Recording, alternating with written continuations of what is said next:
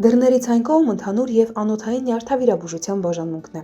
իսկ դրա ստեղծման, կայացման ու զարգացման հիմքում նա է։ Պրոֆեսոր անվանի նյարդավիրաբույժ Սուրեն Զոհրաբյանը։ Ընթերցեմ Սուրբ Գրիգոր Լուսավորիչ բժշկական կենտրոնի տնօրենի հրամանը։ Հրաման համար 130 2025 թվականի հուլիսի 11-ին, որով որ հրամայում է բժշկական կենտրոնի ընդհանուր և անոթային նյարդավիրաբուժության բաժանմունքը կոչել ակադեմիկոս պրոֆեսոր Սուրեն Զոհրաբյանի անունով։ Պրոֆեսորն այս բաժանմունքում մի ամբողջ կյանք է անցկացրել, փրկել, օգնել, բուժել ու որ ամենակարևորն է, կրցել գործընկերներին մի մեծ ավանդ ու մասնագիտական աճի մի մեծ պաշար թողել։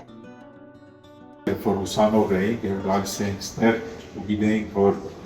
պրոֆեսոր Զոհրաբյանը այստեղ է, դա մեզ համար լրացուցիչ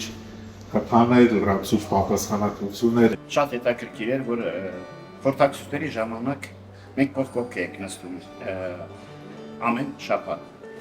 Եվ ինձ շատ էր զարմացնում այդ մարդու նվիրվածությունը, թե առողջապահությանը, թե երկրին,